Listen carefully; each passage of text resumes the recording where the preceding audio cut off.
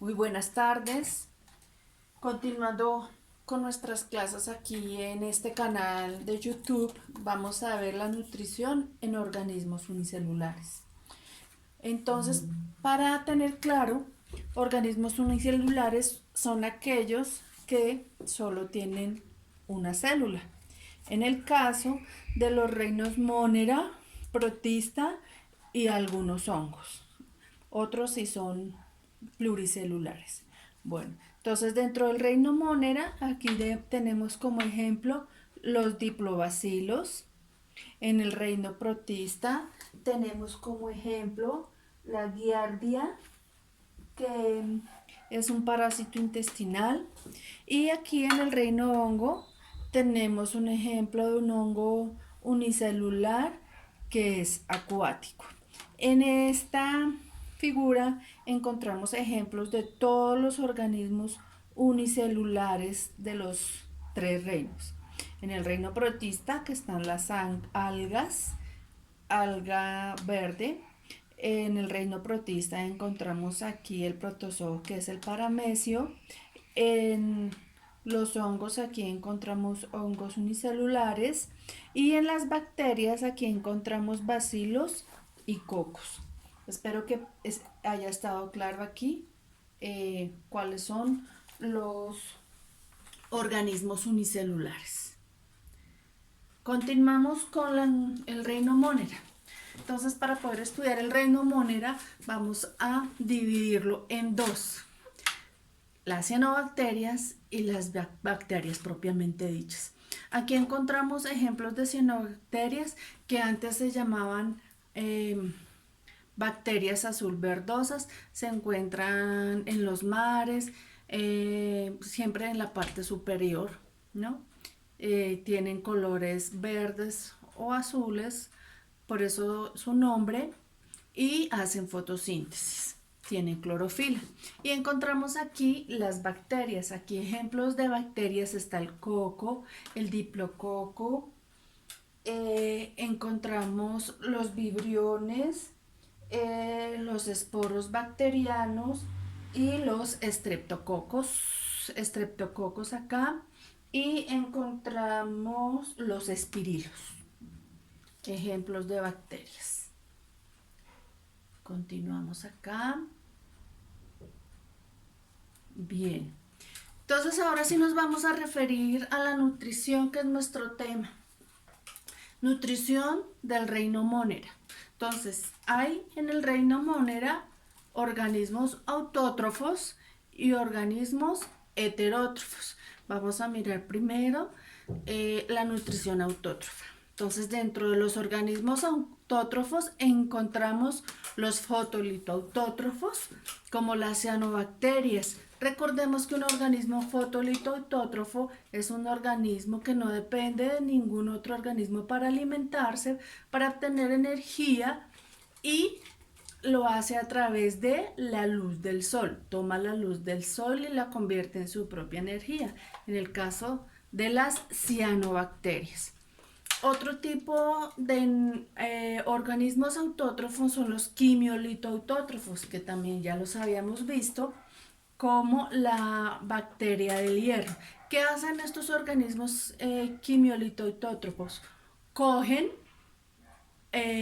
compuestos orgánicos, perdón, cogen compuestos químicos y los descomponen, y textualmente se los comen, los cogen, los degradan, y con ese compuesto químico lo que hacen es producir energía. Está el caso de la bacteria del hierro. Lo que hace la bacteria es oxidar el hierro, y con de esa forma obtiene su energía. Entonces ya vimos los organismos autótrofos. Ahora vamos a ver los organismos heterótrofos del reino Monera. Entonces, dentro de los heterótrofos encontramos las bacterias simbióticas, las bacterias parasíticas y las bacterias saprofíticas. Bueno, dentro de las bacterias simbióticas, ¿qué quiere decir?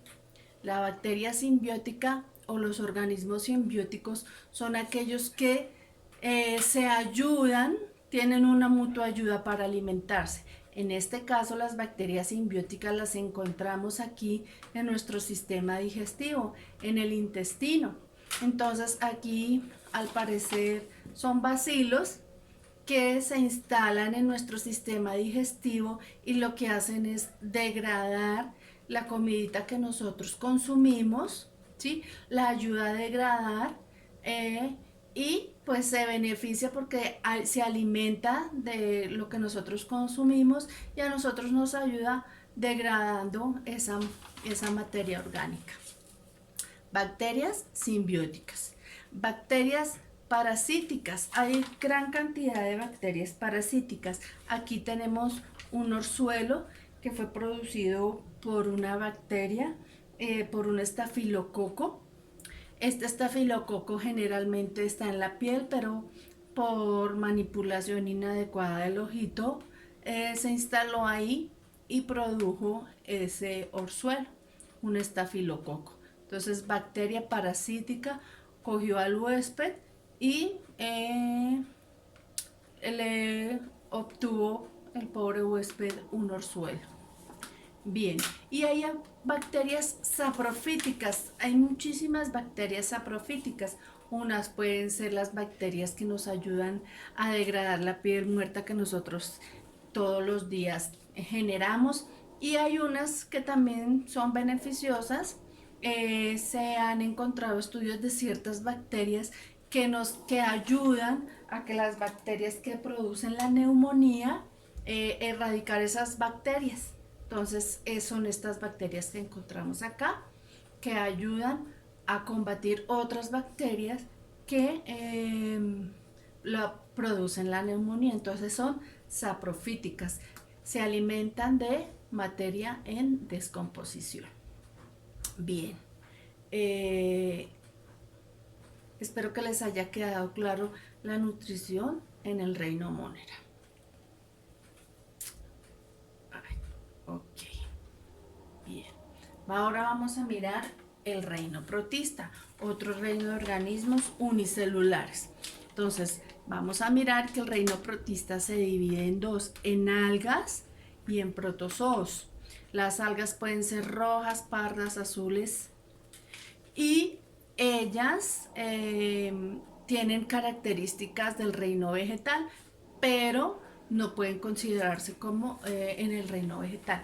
Y los protozoos, que están clasificados como rizópodos, flagelados, ciliados y esporozoos, tienen características, tienen similitudes con el reino animal, pero no se pueden catalogar en el reino animal.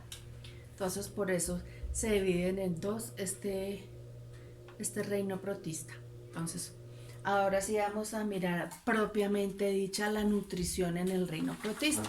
El reino protista, como el reino Monera, también tiene organismos autótrofos y organismos heterótrofos.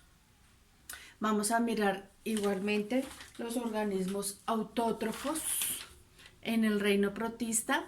Entonces encontramos los fotolitoautótrofos, es decir, que toman la luz del sol para obtener energía. Y aquí encontramos todas las algas encontradas en el reino protista: las algas pardas, las algas rojas, las algas verdes, las que se parecen a las euglenas, los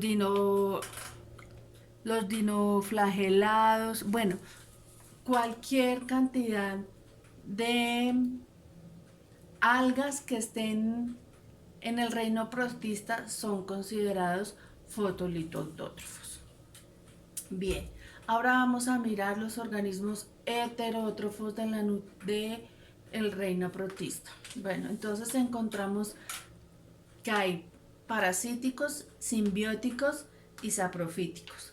Dentro de los parasíticos encontramos el tripanosoma. Este protozoo produce la enfermedad del Chagas, que es una enfermedad que produce fiebre, dolores, y es transmitida al ser humano por insectos, ¿sí? Entonces, por eso es parasítica.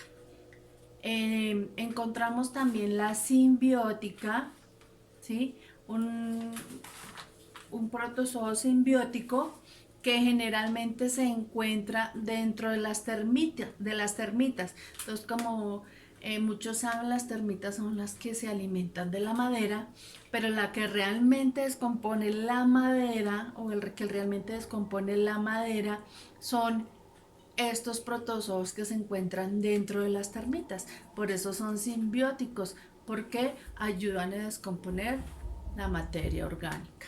Bien, ahora continuamos con los... Ay, perdóneme.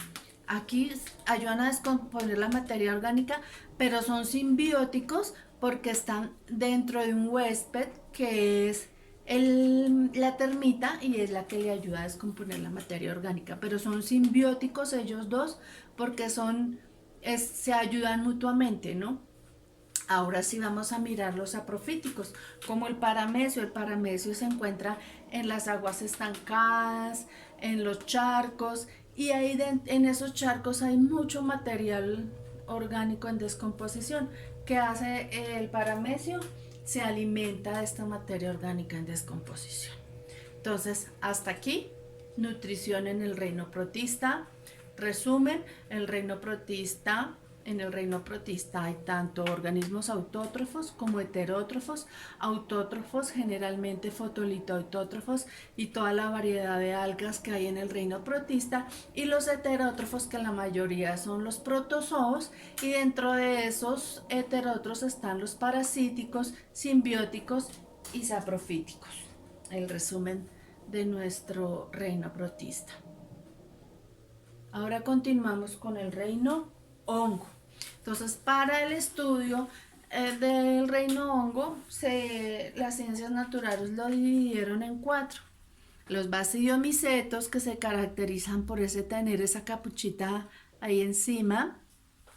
Las ascomicetos, que tienen su tallito, pero no tienen esta capuchita característica, sino parece que tuviera como una tapita, ¿sí? Una tapita. Entonces por eso son característicos los ascomicetos. Los omicófitos, que son los hongos que se encuentran generalmente en el agüita, se encuentran por lo general en el agua. Y los zigomicófitos, que son organismos que generalmente se reproducen por esporas. Entonces esas son las características principales de la división del reino hongo. Bueno, continuemos ahora sí con la nutrición en el reino hongo. Cabe aclarar que nosotros estamos viendo nutrición en organismos unicelulares, fue lo primero de lo que hablamos. Sin embargo, en el reino hongo, como ya les había dicho, hay organismos pluricelulares también, pero la nutrición sí es para todos los organismos que se encuentran en el reino hongo. Entonces, encontramos que la nutrición en el reino hongo es solamente heterótrofa. ¿Eso qué quiere decir? Que utilizan otros organismos para obtener energía. En este caso, encontramos 3 tipos de nutrición heterótrofa: saprofítico, simbiótico y parasítico.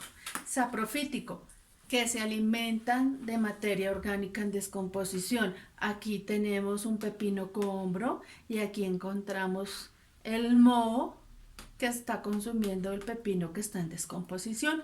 Saprofítico. Simbiótico. Simbiótico es que se ayudan 2 especies para alimentarse y no perjudicarse. Entonces aquí tenemos el arbolito, las raíces del arbolito, y aquí tenemos un hongo que se llama micorriza. Ese hongo lo que les ayuda a las plantas es a fijar los nutrientes que están en el suelo para que ellas puedan subsistir. Entonces es simbiótico. Y finalmente tenemos los organismos parasíticos del reino hongo, y encontramos aquí el pie de atleta. El pie de atleta es producido por un hongo parasítico, y que lo que produce es degradación de la pielecita, malos olores en los pies. Entonces bípedos y entre otras características del pobre piecito.